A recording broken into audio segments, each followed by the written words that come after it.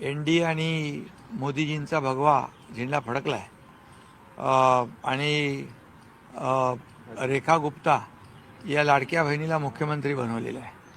त्यामुळे एक आनंद आहे आणि समाधानही आहे.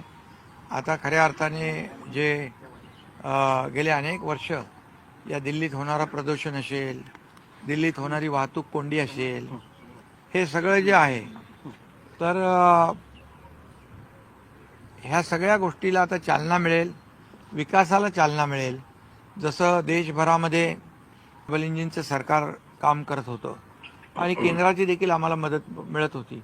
आता तर ही दिल्ली आपल्या देशाची राजधानी आहे आणि इथं तर जगभरातले लोक येतात. मुंबईत जसे येतात तसे दिल्लीत येतात आणि मोठ्या प्रमाणावर होणारी वाहतूक कोंडी, मोठ्या प्रमाणावर होणारं प्रदूषण आणि जे काही डेव्हलपमेंट जी आहे, ही डेव्हलपमेंट इथं थांबली होती. त्या डेव्हलपमेंटला आदरणीय प्रधानमंत्री मोदी साहेबांच्या मार्गदर्शनाखाली, नेतृत्वाखाली इथल्या मुख्यमंत्री ज्या आहेत रेखा गुप्ता ह्या चालना देतील, त्यांची टीम चालना देईल आणि दिल्लीकरांना त्याचा फायदा होईल. पंतप्रधान तुमच्याकडे येऊन बोलले, तुम्ही तिघही असला, नेमकं काय व्यासपीठावर झालं, काय बोलले तुम्हाला पडलेला हा प्रश्न? नाही, याच्यामध्ये पंतप्रधान साहेबांचं प्रेम आहे, त्यांच्या शुभेच्छा आहेत आणि ते मला भेटल्यावर माझ्याशी बोलतात. राजकीय काय विषय झाला? आता तिथं एवढ्या व्यासपीठावर शपथविधी तिथे काय राजकीय होणार? वेगळी लंच डिप्लोमसी झाली, तिथं काही चर्चा झाली? त्यामध्ये का? जेवण होतं आणि शिवजयंतीच्या बाबतीमध्ये चर्चा केली. छावा जो छत्रपती संभाजी महाराजांचा छावा झालाय त्याच्याबद्दल त्यांनी चर्चा केली आणि एकंदरीत महाराष्ट्रातल्या कामकाजाबद्दल, विकासाच्या बद्दल चर्चा झाली. पॉझिटिव्ह चर्चा झाली. तुम्हाला धमकी आलेली आहे त्यावेळेस त्या बाबतीत देखील आता जो अमेरिकेचा त्यांचा दौरा होता त्या बाबतीत मीच मुद्दामून त्यांच्याशी बोललो. मीच विषय काढला की अमेरिकेचे राष्ट्राध्यक्ष डोनाल्ड ट्रम्प जे आहेत त्यांना एक पुस्तक भेट दिलं आणि त्या पुस्तकामध्ये लिहिलं मोदीजी आप महान हो. तर त्यांनी मला सांगितलं की त्यांनी 7-8 पुस्तकं लिहिली आहेत आणि माझ्यावर त्यांनी बरंच चांगलं लिहिलेलं आहे. त्यामुळे मोदीजींच्या बद्दल अमेरिकेचे राष्ट्राध्यक्ष ट्रम्प जर चांगले उद्गार काढतात, मोदीजी आप महान आहे, तर ह्या आपल्या देशासाठी देखील ही बाब महानच आहे आणि गौरवास्पद बाब आहे आणि म्हणून बरीच चांगली चर्चा झाली. तुम्हाला धमकी पण आलेली आहे? काही लोकांना मोदीजींचा गौरव केलेला पचनी पडत नाही, त्यांना हजम होत नाही, पोटदुखी सुरू होऊन जाते. तुम्हाला धमकी आलेली आहे सर, पोलिसांनी तपास सुरू केलेला आहे आणि गाडी तुम्हाला या संदर्भात काही फोन वगैरे आला का राज्याच्या? नाही, मला लॉ अँड ऑर्डरचे ते जॉईंट कमिशनर आहेत, त्यांनी फोन केला, पोलीस आयुक्तांनी फोन केला. असं आहे की असं तर ठीक आहे. अशा अनेक वेळा मला धमक्या येऊन गेलेल्या आहेत, पण काय त्या धमक्यांचा काय मी कधी विचार केलाही नाही. मी माझं काम करत राहिलो आणि आता हे काम सुरूच राहणार आहे. गडचिरोलीचे पालकमंत्री होता तुम्ही. अलीकडच्या काळामध्ये केंद्र सरकारने नक्षलवादी विरोधात मोठी मोहीम हाती घेतली. त्या दृष्टिकोनातून तुम्ही कशा पद्धतीने काळजी घ्याल आणि या सगळ्या पार्श्वभूमीवर काय सांगाल? नाही, गडचिरोलीचा पालकमंत्री मी होतो त्यावेळेस देखील अनेक नक्षलवादी, जे जहाल नक्षलवादी होते, त्यांच्यावर लाखो रुपयांच्या बक्षिसं होती, त्यांना देखील पोलिसांनी त्या नक्षलवाद्यांचा देखील बिमोड केला आणि अनेक मोठे नक्षलवादी मारले आणि त्यामुळे खऱ्या अर्थाने तिथे डेव्हलपमेंटला वाव आहे. मी पालकमंत्री होतो तेव्हा सगळ्यात आधी सुरजागडचा प्रकल्प सुरू करायला प्राधान्य मी दिलं आणि आता तिथे मोठ्या प्रमाणावर स्टील इंडस्ट्री येते आहे. मुख्यमंत्री देखील स्वतः लक्ष घालत आहेत. अनेक आता MOUs झालेले आहेत आणि त्यामुळे गडचिरोली आता नक्षल मुक्त जिल्हा होईल आणि एक विकासाच्या मुख्य प्रवाहामध्ये गडचिरोली जिल्हा येईल. महाराष्ट्र सदनामध्ये ज्या ठिकाणी तुमचं कौतुक केलं होतं शरद पवार यांनी, त्याच महाराष्ट्र सदनात आज संजय राऊत आणि शरद पवार हे एका व्यासपीठावर येत आहेत. तुमचं कौतुक केल्यावर संजय राऊतांनी जोरात टीका केलेली होती सर. अरे ठीक आहे, आता माझे कौतुक आहे. आता त्यांना कुणी चांगलं बोललेलं तर आवडतच नाही, कौतुक केलेलं तर वेगळीच गोष्ट आहे. मी कोणाच्या वैयक्तिक बोलत नाहीये, पण मी त्याची काय पर्वा करत नाही कुणाची. मी माझं काम करतो. मी आरोपाला आरोपाने उत्तर देत नाही, टीकेला टीकेने उत्तर देत तुम्हाला नाही. दिलेल्या पुरस्काराची संस्थेची त्या चौकशी करा असं म्हणतायत खासदार राऊत. आता खरं म्हणजे त्यावेळेस बघितलं आपण तर मला एका मराठी माणसाने पुरस्कार दिला, म्हणजे पवार साहेबांनी दिला. आणि त्यावेळेस आपले जे महापराक्रमी महादजी शिंदे यांचे थेट वंशज केंद्रीय मंत्री ज्योतिरादित्य शिंदे होते. मग या सगळ्या याच्यामध्ये ओघामध्ये महादजी शिंदे यांचाही अपमान झाला, साहित्यिकांचाही अपमान झाला. माझा तर अपमान सोडा, पण ज्यांनी मुख्यमंत्री बनवलं, ज्यांनी मुख्यमंत्री केलं त्यांचाही अपमान केला.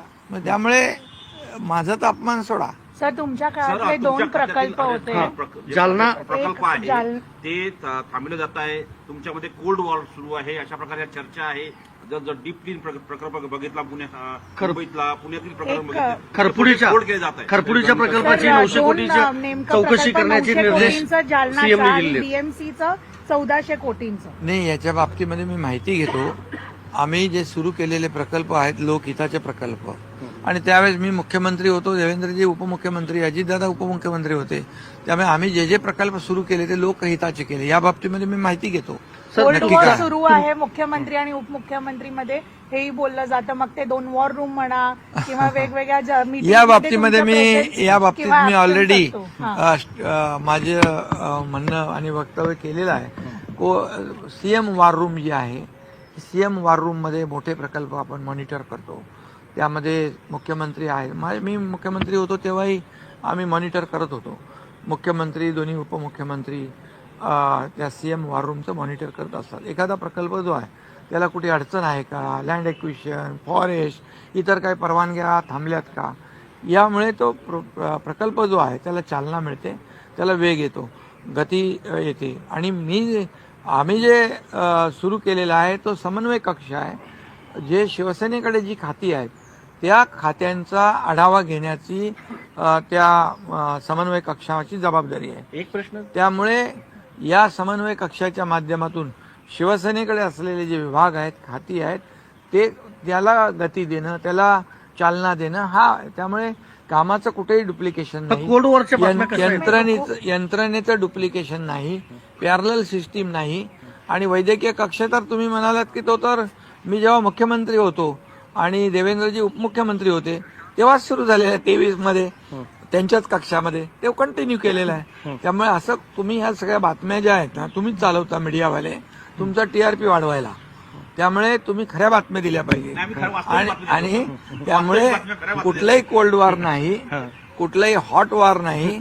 आणि आमचा अजेंडा काय आहे? आमचा अजेंडा आहे या महाराष्ट्राला विकासाकडे नेणं, या महाराष्ट्राच्या जनतेच्या जीवनामध्ये चांगले दिवस आणणं. जे 2.5 वर्ष आम्ही काम केलं टीम म्हणून, त्यामुळे या विधानसभेच्या निवडणुकीत लँडस्लाईड मॅन्डेट मिळालं. लोकांनी भरभरून मतदान केलं, 232 आमदार आले.